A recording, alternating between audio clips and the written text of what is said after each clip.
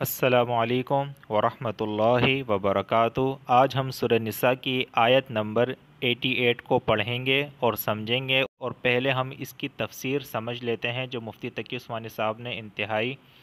بہترین الفاظ کے ساتھ اس آیت کی تفسیر کی ہے۔ اسکرین پر آپ کو تفسیر نظر آ رہی ہے کہ ان آیات میں 4 قسم کے منافقین کا تذکرہ ہے، اور ان میں سے ہر ایک کا حکم الگ بیان کیا گیا ہے۔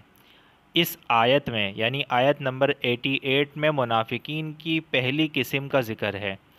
یہ مکہ مکرمہ کے کچھ لوگ تھے جو مدینہ منورہ آئے اور ظاہری طور پر مسلمان ہو گئے اور مسلمانوں کی ہمدردی حاصل کر لی، یعنی مکہ سے مدینہ آئے ہجرت کر کے،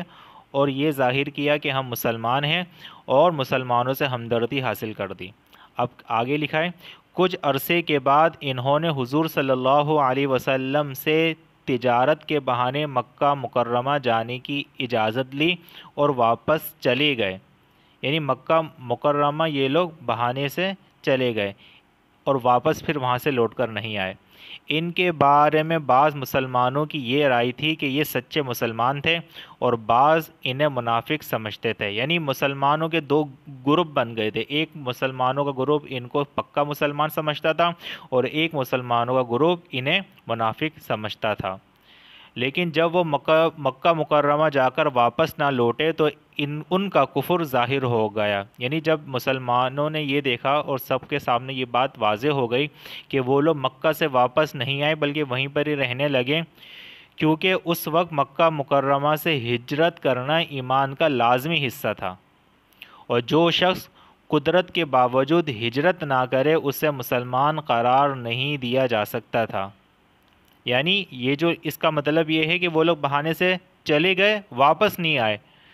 تو نبی صلی اللہ علیہ وسلم کے اس دور میں، اس زمانے کے اندر مکہ سے مدینہ ہجرت کرنا یہ ایمان کا لازمی حصہ تھا۔ جو بندہ وسعت کے باوجود، گنجائش کے باوجود ہجرت نہیں کرتا تھا اس کو مسلمان نہیں سمجھا جاتا تھا، تو وہ مسلمان بہانے سے چلے گئے، واپس لوٹ کر نہیں آئے، تو لہٰذا ان کا کفر ظاہر ہو گیا تھا۔ تو اللہ نے کہا کہ دیکھو اب ان کو مسلمان نہ کہو بلکہ وہ کافر ہی ہیں، وہ مرتد ہو گئے ہیں، کیونکہ وہ مکہ مکرمہ واپس جا کر رہنے لگے ہیں۔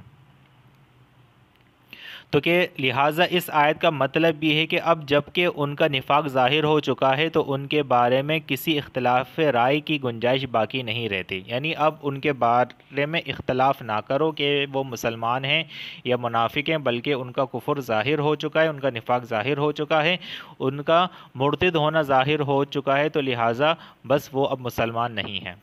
اب ہم اس آیت کی پہلے تلاوت کرتے ہیں، اس کے بعد اس کا آخر میں ترجمہ کریں گے۔ بسم اللہ الرحمن الرحیم۔ فما لکم فی المنافقین فئتین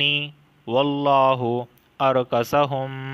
بما کسبوا اتریدون ان تہدوا من اضل اللہ ومن یضلل اللہ فلا تجد له سبیلا۔ ترجمہ: پھر تمہیں کیا ہو گیا کہ منافقین کے بارے میں تم 2 گروہ بن گئے، یعنی مسلمانوں سے اللہ مخاطب ہے کہ اے مسلمانوں تمہیں کیا ہو گیا ہے کہ تم منافقین کے حوالے سے 2 گروپ 2 جماعتیں بن گئے ہو کہ وہ مسلمان ہیں یا مسلمان نہیں، یعنی بعض ان کو مسلمان کہتے تھے منافقین کو، اور بعض ان کو منافق ہی کہتے تھے، مسلمان نہیں کہتے تھے۔ آگے، حالانکہ انہوں نے جیسے کام کیے ہیں ان کی بنا پر اللہ نے ان کو اوندھا کر دیا ہے، یعنی منافقین نے جیسے غلط کام کیے ہیں اس کی بنا پر اللہ نے ان کو اوندھا کر دیا ہے۔ کیا تم یہ چاہتے ہو کہ ایسے شخص کو ہدایت پر لاؤ جسے اللہ اس کی خواہش کے مطابق گمراہی میں مبتلا کر چکا؟ یعنی اللہ مسلمانوں سے کہتا ہے کیا تم یہ چاہتے ہو، کیا تم یہ ارادہ رکھتے ہو کہ ایسے انسان کو ہدایت پر لا سکو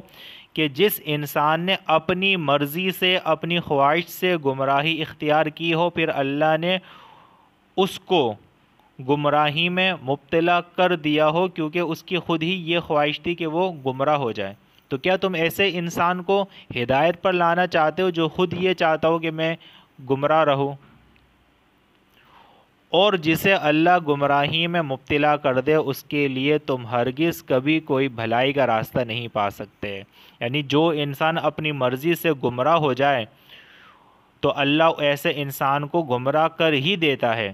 اور پھر ایسے انسان کے لیے اگر تم یہ چاہو کہ کوئی بھلائی کا راستہ اسے مل جائے تو